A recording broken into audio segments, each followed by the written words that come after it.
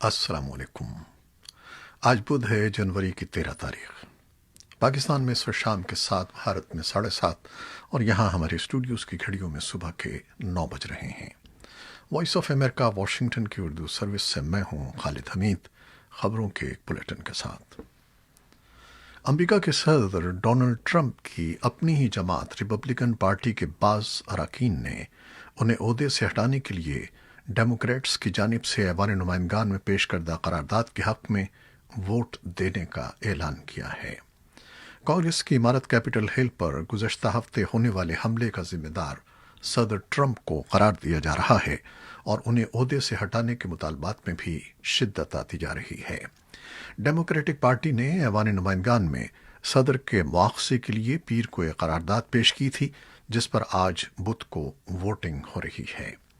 मज़कूरा करारदाद पर democratic party के 218 अरकान ने दस्तखत किए थे, जो 435 अरकान पर मुश्तमिल ऐवान में एक सादा अक्सरियत है। ताहम अब बाज़ रिपब्लिकन अरकान ने भी सदर के मुआवजे की करारदाद के हक में वोट देने का ऐलान किया है। दूसरी जानिब सदर ट्रंप ने ऐवान नुमाइंदगान में उनके मुआवजे की कार्रवाई को मज़हका खेस करार दिया है। सदर ट्रंप ने मंगल को सहाफ़ियों से गुफ्तगू में कहा कि कैपिटल हिल पर हमले के दौरान 5 अफराद की हलाकत के वो जिम्मेदार नहीं हैं। उनके बकौल ऐवान नुमाइंदगान में जारी मुआवजे की कार्रवाई बड़े पैमाने पर गम गुस्से का बाइस बन रही है। ये दूसरा मौका है कि सदर ट्रंप की 4 साल मुद्दत के दौरान ऐवान नुमाइंदगान में दूसरी मरतबा सदर के मुआवजे की कार्रवाई शुरू हुई है। आखिरी मरतबा सन 2019 के आखिर में सदर पर अपने हरीफ के खिलाफ बैरून मुल्क से मदद लेने के इल्ज़ाम में मुआवजे की कार्रवाई शुरू हुई थी और ऐवान ने उसके हक में वोट दिया था। ताहम सेनेट ने सदर को फरवरी सन 2020 में इन इल्ज़ामात से बरी कर दिया था, लेकिन इस बार सदर ट्रंप के खिलाफ ऐवान नुमाइंदगान में 4 सफ़ात पर मुश्तमिल करारदाद में नायब सदर माइक पेंस और काबीना के अरकान से मुतालबा किया गया है कि वो 25वीं तरमीम का इस्तेमाल करते हुए सदर ट्रंप को ओहदे के लिए नाअहल करार दें और उन्हें सदारती ऑफिस से बेदखल कर दें। लेकिन नायब सदर माइक पेंस सदर को ओहदे से हटाने के हामी नहीं हैं और वो ऐसा करने से इनकार भी कर चुके हैं।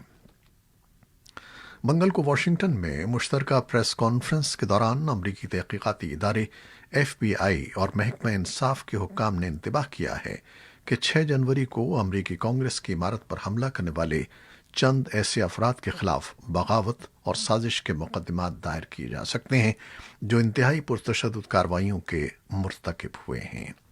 बगावत के इल्ज़ामात को हुकूमत का तख्ता उलटने के मुतरादिफ समझा जाता है, जिसकी पादाश में 20 साल तक कैद की सज़ा दी जा सकती है।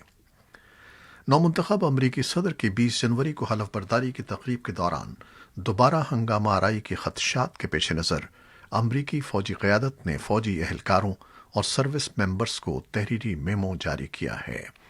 तहरीरी मेमो में वाज़ेह किया गया है कि फ़ौज आइनी और जमहूरी अमल में किसी सूरत मुदाखलत नहीं करेगी। फ़ौजी क़यादत का कहना है कि 6 जनवरी को कैपिटल हिल में जो कुछ हुआ वो गैर जमहूरी और मुजरिमाना फ़ेल था। आज़ादी इजहार किसी को तशद्दुद की इजाज़त नहीं देता। अमरीकी फ़ौज के सर्विस मेंबर्स को भिजवाए गए इस मेमो में अमरीकी मुसल्लह फ़ौज के तमाम सरबराहान के दस्तखत मौजूद हैं। मेमो में कहा गया है कि जो बाइडन नौमुंतखब अमरीकी सदर हैं और वो 20 जनवरी को सदारत का हलफ उठा रहे हैं। अफगानिस्तान में अमरीकी सिफारतखाने के आला एहलकार रॉस विल्सन का कहना है कि वो और अफगानिस्तान में क़याम अमन से मुतल्लिक़ा अमरीका के खुसूसी मुसालहतकार ज़ल्म खलीलज़ाद अफगानिस्तान में अबूरी हुकूमत के क़याम की हिमायत नहीं करते। उन्होंने मुतादिद ट्वीट्स में कहा कि ज़ल्म खलीलज़ाद और वो खुद अफगानिस्तान के सरकर्दा रहनुमाओं से मुलाकातों में मुसलसल जोर देते आए हैं कि उन्हें दोहा में होने वाले अमन मुज़ाकरात को कामयाबी के साथ आगे बढ़ाने में किरदार अदा करने की ज़रूरत है। उन्होंने तवक्को ज़ाहिर की कि इन अमन मुज़ाकरात के नताइज अफगानिस्तान की आवाम की ख्वाहिशात के मसहर होंगे। अफगानिस्तान के सदर अशरफ गनी और उनकी हुकूमत के आला एहलकारों ने भी अफगानिस्तान में अबूरी हुकूमत के क़याम की तजवीज़ को मुस्तरद किया है। अफगानिस्तान के दूसरे नायब सदर सरवर दानिश ने काबुल में एक मजमे से खिताब करते हुए कहा है کہ افغانستان میں کسی عبوری حکومت کے قیام کی گنجائش موجود نہیں ہے۔ اقوام متحدہ کے انسان دوست اداروں اور ان کی ساتھی تنظیموں نے اس سال 1,60,00,000 افغانوں کے لیے 1,30,00,000,000 کی امداد کی اپیل کی ہے۔ افغانستان کے غیر محفوظ لوگوں کو کئی اشروں سے جاری جنگ، قدرتی آفات اور کووڈ-19 کے پیدا کردہ سماجی اور مالی وسائل نے آ گھیرا ہے اور اب انہیں زندہ رہنے کے لیے مدد کی ضرورت ہے۔ گزشتہ 4 سالوں میں ایسے افراد کی تعداد میں 6 گنا اضافہ ہوا ہے جنہیں امداد کی ضرورت ہے۔ خاص طور پر بچوں کے معاملے میں صورتحال پریشان کن ہے۔ اقوام متحدہ کے سیکرٹری جنرل کے ترجمان اسٹیفان دوجارک کے مطابق 5 سال کی عمر کے ہر 2 میں سے ایک افغان بچے کو خوراک کے شدید مسائل کا سامنا ہے۔ انسان دوستی کے تحت دی گئی امداد کے بندوبست میں تعاون کرنے والے ادارے OCH کا کہنا ہے کہ تقریباً 1,84,00,000 لوگوں کو امداد کی ضرورت ہے۔ کورونا وائرس کی عالمی وبا سے اس تعداد میں تیزی سے اضافہ ہوا ہے۔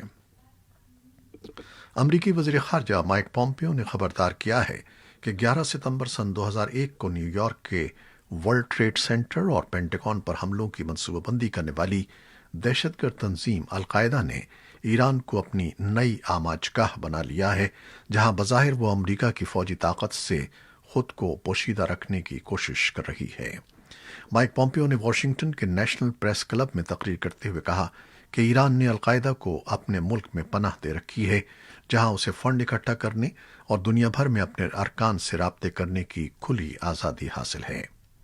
ایران کے وزیر خارجہ جواد ظریف نے ایک ٹویٹ میں امریکی وزیر خارجہ کے دعوے کو من گھڑت قرار دیا ہے۔ اور اب کورونا وائرس سے متعلق خبریں۔ پاکستان میں گزشتہ 24 گھنٹوں میں مزید 2400 افراد وبا سے متاثر ہوئے ہیں۔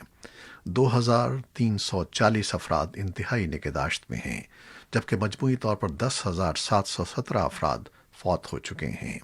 سرکاری اعداد و شمار کے مطابق ملک بھر میں گزشتہ 24 گھنٹوں کے دوران مزید 41 اموات ہوئی ہیں، جس کے بعد مرنے والوں کی تعداد 10,700 سے تجاوز کر گئی ہے۔ بھارت میں 16 جنوری سے کووڈ-19 کے ٹیکے لگانے یا ویکسین لگانے کے پروگرام کا آغاز ہو رہا ہے۔ حکومت پہلے ہی 2 ویکسین کے ہنگامی اور محدود استعمال کی اجازت دے چکی ہے۔ پہلی آکسفورڈ کی کووی شیلڈ ہے، جسے پونے میں واقع سیرم انسٹی ٹیوٹ آف انڈیا نے تیار کیا ہے، جبکہ دوسری کو ویکسین ہے جسے حیدرآباد میں واقع بھارتی بائیو ٹیک نے تیار کیا ہے۔ کو ویکسین مکمل طور پر دیسی یا ہندوستانی ہے۔ مذکورہ دونوں کمپنیوں نے ملک کے مختلف ریاستوں میں ویکسین بھیجنی شروع کر دی ہے۔ چین نے کورونا وائرس کے پھیلاؤ کے باعث لاک ڈاؤن کو مزید وسعت دی ہے اور مزید شہروں میں لوگوں کو گھروں میں رہنے کی ہدایت کی ہے۔ خبر رساں ادارے ایسوسی ایٹڈ پریس کے مطابق حکام نے دارالحکومت بیجنگ کے قریب واقع شہر گوان کے رہنے والوں کے لیے احکامات جاری کیے ہیں کہ وہ 1 ہفتے تک گھروں میں رہیں۔ امریکہ کی جان ہاپکنز یونیورسٹی کے اعداد و شمار کے مطابق چین میں اب تک لگ بھگ 97,000 افراد وبا سے متاثر ہوئے ہیں، جبکہ وبا سے 4,739 اموات ہوئی ہیں۔ ٹرمپ انتظامیہ نے اپنی حکمت عملی تبدیل کرتے ہوئے کورونا وائرس کی دوسری خوراک کے طور پر روکی گئی ویکسین بھی ریلیز کر دی ہے، تاکہ 65 سال سے زیادہ عمر کے افراد یا ایسے لوگ جنہیں پہلے سے بیماریاں ہوں انہیں ویکسین دی جا سکے۔ اس اقدام سے ویکسین حاصل کرنے والے افراد کی تعداد میں خاصا اضافہ ہوگا، تاہم اس سے ویکسین مختلف ریاستوں اور شہروں میں پہنچانے کے عمل میں رکاوٹ آئے گی۔ عالمی ادارہ صحت WHO کی سرپرستی میں کام کرنے والے ادارے کوویکس نے کہا ہے کہ اس نے غریب ملکوں کو کورونا وائرس سے بچاؤ کی ویکسین فراہم کرنے کے لیے $6 ارب کا فنڈ اکٹھا کر لیا ہے اور ویکسین کی 2 ارب خوراکوں کا آرڈر بھی دے دیا ہے۔ ادارے کا کہنا ہے کہ وہ ویکسین کی مزید 1 ارب خوراکیں حاصل کرنے کا ارادہ رکھتا ہے۔ ادارہ یہ ویکسینز غریب اور کم آمدنی کے ممالک میں صحت عامہ کے کارکنوں کو فراہم کرے گا تاکہ وہ عالمی وبا سے محفوظ رہ کر اپنی ذمہ داریاں نبھا سکیں۔ پاکستان کے حکام نے کہا ہے کہ دسمبر میں ملک کی برآمدات $2 ارب 35 کروڑ رہیں، جو گزشتہ سال کے اسی عرصے کے مقابلے میں 18.3% زیادہ ہیں۔ کورونا وائرس کی عالمی وبا کے باوجود پاکستان کی برآمدات میں اضافے کا رجحان گزشتہ 5 ماہ سے برقرار ہے۔ برآمد کنندگان اور صنعت کاروں کا کہنا ہے کہ ان کے پاس آئندہ 6 ماہ کے برآمدی آرڈرز موجود ہیں اور اضافی آرڈرز کے حصول کے لیے وہ اپنی استعداد و گنجائش میں اضافہ کر رہے ہیں۔ معاشی ماہرین کہتے ہیں کہ برآمدات میں خاطر خواہ اضافہ پاکستان کو مالی مشکلات سے نکلنے میں آسانی پیدا کرے گا۔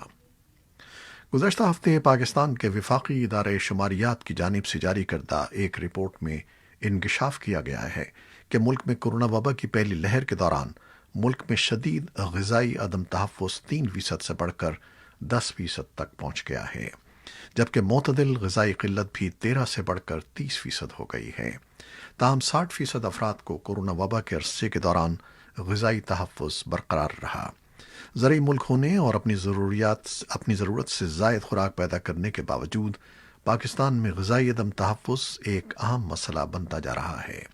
ماہرین کا کہنا ہے کہ شدید معاشی صورتحال میں لوگ غذائیت سے بھرپور اشیاء پر کم خرچ کرتے ہیں، جس سے غذائیت کی کمی کا مسئلہ مزید گمبھیر ہوتا جا رہا ہے۔ اس سے نکلنے کے لیے حکومت کے ساتھ مخیر حضرات کو بھی مدد کے لیے آنا ہوگا۔ پاکستان کی عدالتیں انتہا پسند تنظیموں کے خلاف قائم مقدمات کے ان دنوں تیزی سے فیصلے سنا رہی ہیں، جس کے بعد یہ گفتگو زور پکڑتی جا رہی ہے کہ پاکستان انتہا پسند تنظیموں سے جڑے افراد کے خلاف اتنی تیزی سے مقدمات کی سماعت کیسے کرتا جا رہا ہے۔ کیا انہیں انصاف کا پورا حق دیا جاتا ہے؟ مبصرین کے مطابق پاکستان FATF کی گرے لسٹ سے نکلنا چاہتا ہے، اس لیے تیزی سے کارروائی کی جا رہی ہے۔ قانونی ماہرین کے مطابق انسداد دہشت گردی دفعات کسی بھی کیس کی جلد از جلد سماعت کی اجازت دیتے ہیں۔ پاکستان، آذربائیجان اور ترک وزرائے خارجہ آج دوسرے سے فریقی اجلاس میں شرکت کر رہے ہیں، جس میں تینوں ممالک کے درمیان باہمی تعاون کے فروغ اور باہمی تجارت بڑھانے کے حوالے سے بات چیت کریں گے۔ تینوں ممالک کے درمیان سیاسی تعلقات کی تجدید کے ساتھ ساتھ آئل اور گیس، زراعت، ریلوے اور تعلیم کے شعبوں میں شراکت داری پر بات چیت کی جائے گی۔ یہ مذاکرات ایک ایسے وقت پر ہو رہے ہیں جب نکورنو کاراباخ کے تنازع پر پاکستان اور ترکی دونوں نے آذربائیجان کے موقف کی حمایت کی تھی۔ امریکہ میں لگ بھگ 70 برس کے بعد کسی خاتون قیدی کو بدھ کو مہلک انجیکشن لگا کر سزائے موت دے دی گئی۔ خاتون نے سن 2004 میں ریاست میزوری میں ایک حاملہ خاتون کا گلا گھونٹ کر اسے قتل کر دیا تھا۔ 52 سالہ لیزا مونٹگومری کو امریکی وقت کے مطابق منگل اور بدھ کی درمیانی شب ریاست انڈیانا کی جیل میں سزائے موت دی گئی۔ امریکی محکمہ انصاف نے گزشتہ سال جولائی میں وفاقی حکومت کی جانب سے سزائے موت پر 17 برس بعد دوبارہ عمل شروع کرنے کا اعلان کیا تھا۔ لیزا مونٹگومری کی سزائے موت پر عمل درآمد کئی روز سے جاری قانونی جنگ کے بعد ہوا، جب آخری وقت میں سپریم کورٹ نے سزائے موت پر عمل درآمد کی اجازت دے دی۔ امکان ظاہر کیا جا رہا ہے کہ جو بائیڈن وفاقی سطح پر سزائے موت دینے پر دوبارہ پابندی عائد کر دیں گے۔ اور نیٹ فلکس کے شائقین کے لیے ایک اچھی خبر یہ ہے کہ مقبول اسٹریمنگ سروس نے اعلان کیا ہے کہ اب سے ہر ہفتے وہ 1 سے زیادہ نئی فلمز ریلیز کیا کرے گی۔ منگل کو جاری کیے گئے خصوصی ٹیزر میں نامور ہالی ووڈ اسٹارز کو نیٹ فلکس پر ریلیز کی جانے والی نئی فلموں پر اپنے جوش و خروش کا اظہار کرتے دیکھا جا سکتا ہے، جس میں Don't Look Up, Red Notice, Blonde اور کئی دیگر فلمیں شامل ہیں۔ نیٹ فلکس کے مطابق وہ اس سال 71 فلمیں ریلیز کرنے کا ارادہ رکھتا ہے۔ یہ تھیں وہ خبریں جو فیس بک لائیو پر ہم نے آپ کے لیے پیش کی۔ ہماری ویب سائٹ اور یوٹیوب پر یہ بلیٹن پوسٹ کر دیا جاتا ہے، جسے آپ بعد میں بھی دیکھ سکتے ہیں۔ خالد حمید کو اب اجازت دیجیے گا۔ اللہ حافظ۔